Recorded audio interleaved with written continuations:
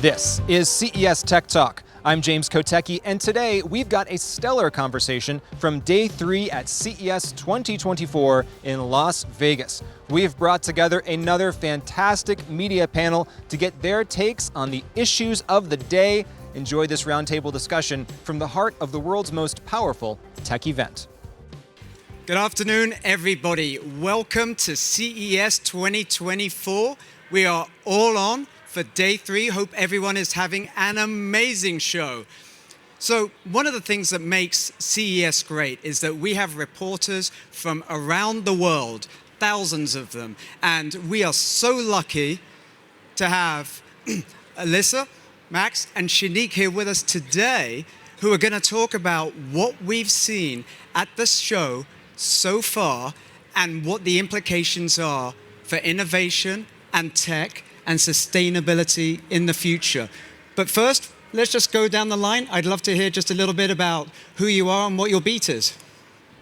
Hi, everyone. My name is Alyssa. I am a reporter for Morning Brew. I write specifically for one of our B2B newsletters called Marketing Brew. I cover sports marketing mostly.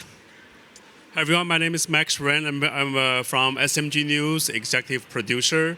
It's wonderful to be here with the CES with everyone. Thank you. Hi, everybody. My name is Shanique Yates, and I am a staff writer at Afrotech, covering everything from business to technology, entertainment, and beyond. And this is my first CES. So let's have a round of applause for the people who are at CES for the first time, including out here as well. This is my second CES. Obviously, this is Max's 10th CES. So one of the things that is great about CES is just how much diversity we have in the crowd, but also on the show floor. So we're here in the Grand Lobby. We have consumer electronics companies in Central Hall. We have digital health over the way in South Hall. We have in North Hall. We have a huge amount of automotive and mobility. We're one of the world's largest automotive shows.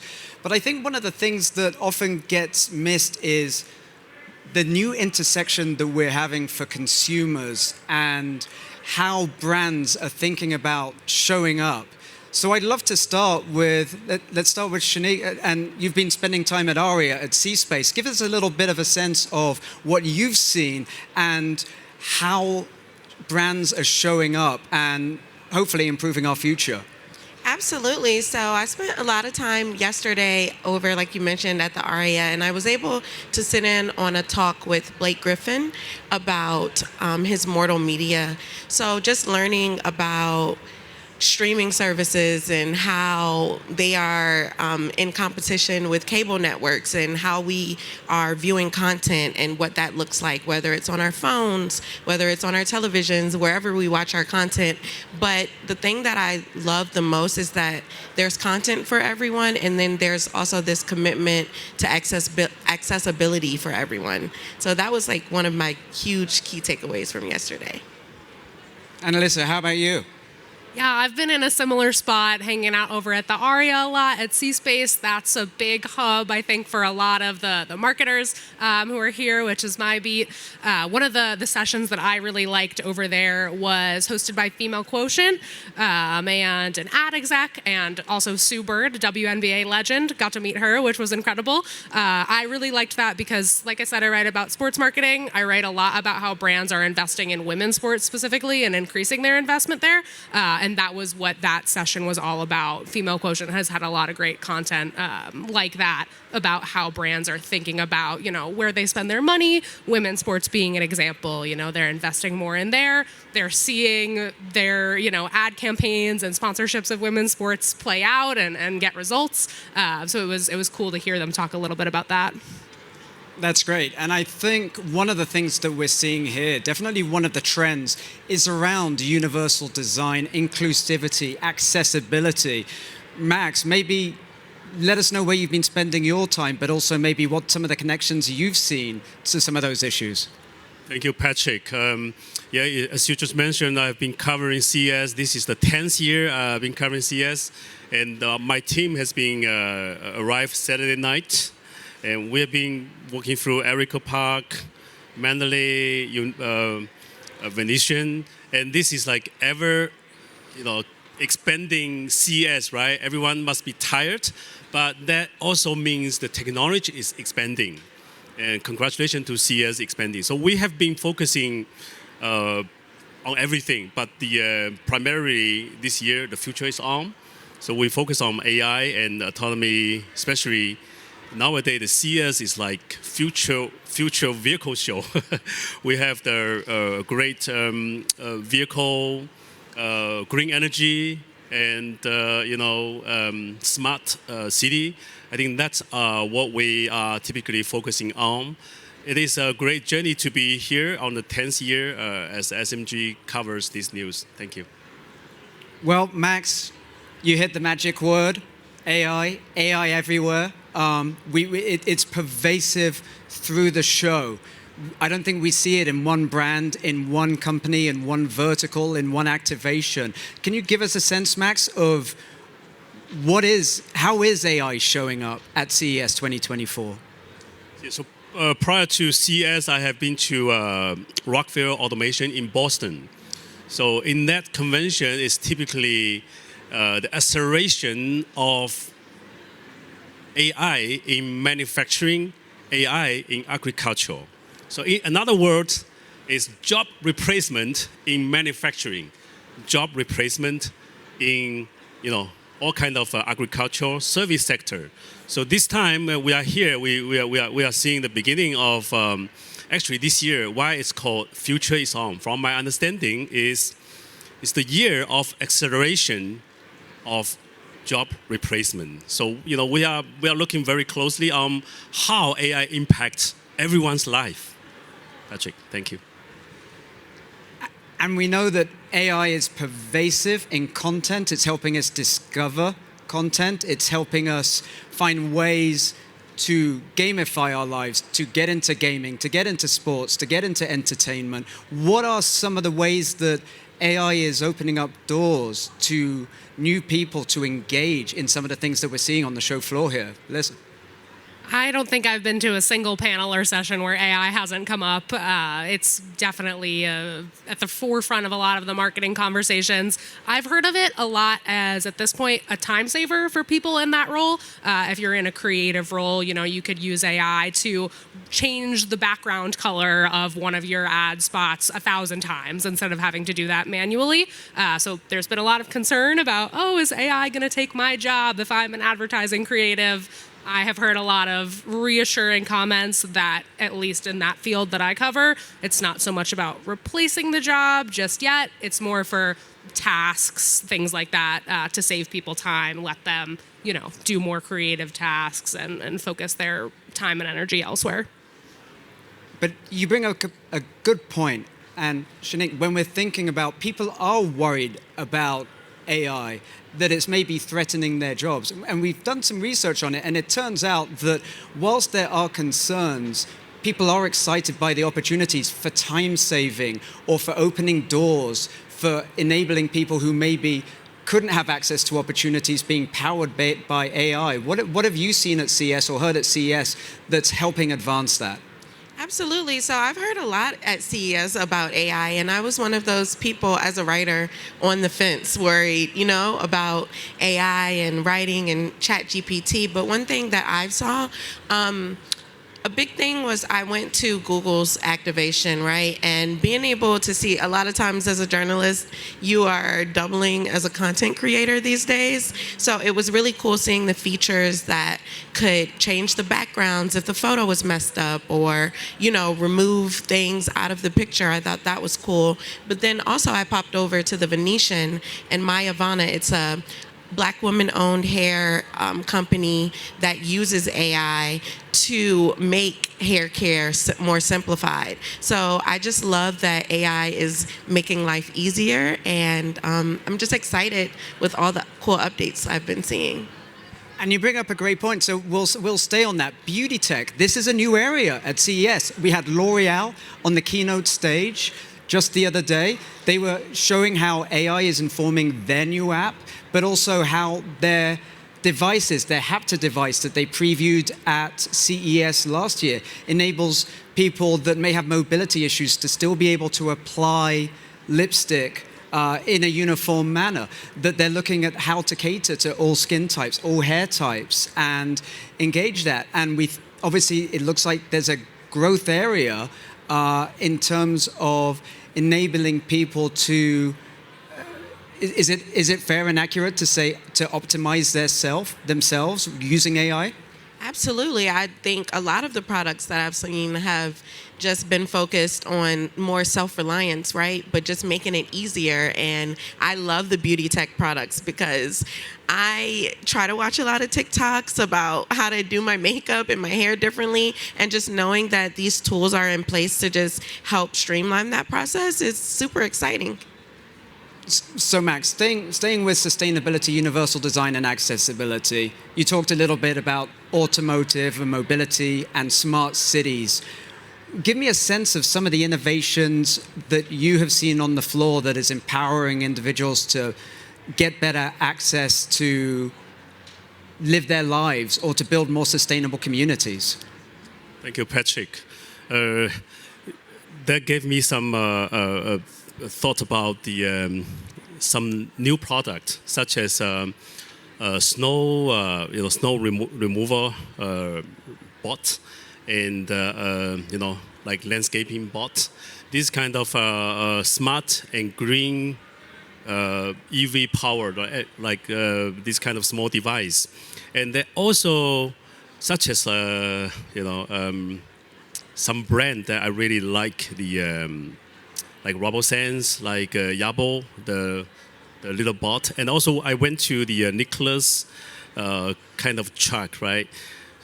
That reminds us this is a like global community. So technology, it can only evolve, it can only move forward with a global effort, such as some like some chip made in Taiwan, some chip made in South Korea, Japan, in China.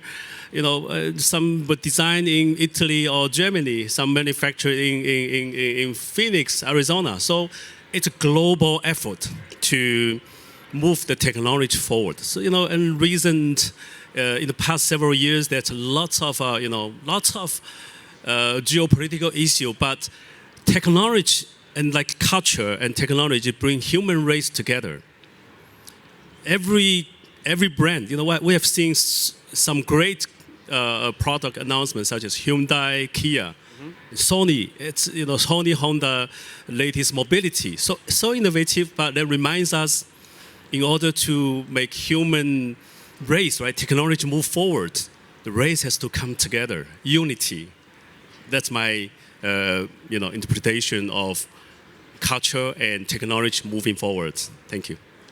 You're taking my talking points from me, Max. And that's one of the beauties. CES is bigger than any one company or any one country. It truly is convergence from the top to the bottom of the supply chain. You talked about the chips. We have the global manufacturers who are helping create the infrastructure that is going to empower a sustainable future.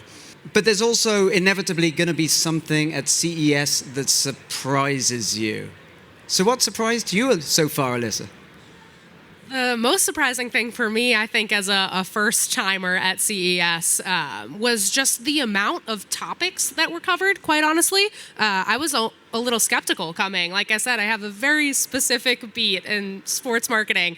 So when I was first looking through the program, I wasn't sure that, it would be relevant to the type of reporting I was looking to do. But just the number of people that I have met across the number of industries, that has been a very pleasant surprise. I will also add that at one point I saw 2 dogs on the show floor, which I really enjoyed. I think we can all agree that it's nice to see dogs. I'm more cats, but if we can have pets, and I'm sure there's some electronic ones as well.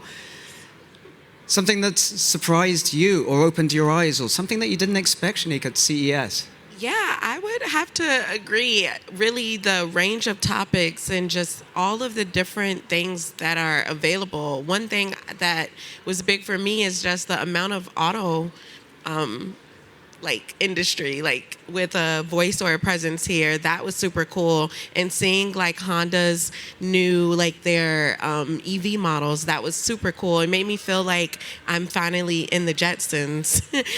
So I just really enjoyed like all of the topics, and then being able to, I think we kind of offline backstage just about a lot of the sustainability products. I come from a sharecropping family, so being able to see all of the advancements in farming, I can't wait to go home and share that information with my great uncles who still farm today.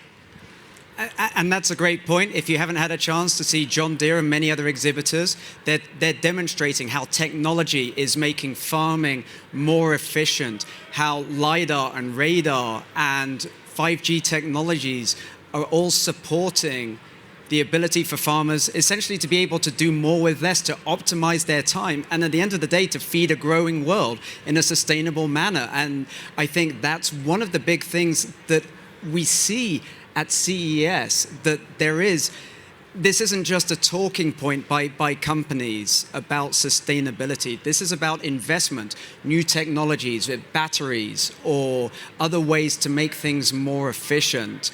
So, Max, give me a sense of maybe something that you've seen that is also helping on the sustainability front. Well, if we want to talk about sustainability, I would like to mention one topic. Almost all of my friends, media friends, they were complaining about the internet speed in Las Vegas. Almost every hotel, every corner, we're supposed to be in the 6G now, but we forget about 5G. We couldn't even get 4G properly. So that's like kind of, we are in the largest tech event in Las Vegas, CES, thank you CES, but somehow we are having the slowest internet in this city. Understandable, we are in the middle of the desert, but future and sustainability, I really like to see something, I think it's about policy, policy, how policy implementation to match human technology development. And yeah, thank you. This year, there's lots of green, sustainable topic. That's really, I really like those kind of idea. And we are definitely we're covering sustainability and renewable energy sector. Thank you, Patrick. And I think, Max, you draw on one of the great points that not everybody necessarily knows about the great conference program that CES has. More than 250 conference sessions, 1,000 speakers from all over the world, including our policy innovation track, which brings in global policymakers and regulators who are helping us understand, and we're helping to educate them on what is required to allow these technologies to thrive in the world. So give me a sense on kind of where you see, Alyssa, this intersection of policy and sports and content and entertainment, because we need some, right? Sure, yeah. Policy and regulations govern every industry, marketing and advertising included. I mean, I think the best example, if you're not familiar with the ins and outs, I won't bore everyone, but people talk all the time about, I was having a conversation with my friend about buying a new couch. Then I saw an ad for a couch on Instagram. There are, of course, rules and regulations governing how brands can use the data that they have access to target people across the internet. That is a topic that has been coming up for years among brands and brand marketers. It's come up a lot at CES, data privacy, things like that. With AI as well, that is something I think that is a little bit newer to marketers than maybe some other people in different sectors like tech.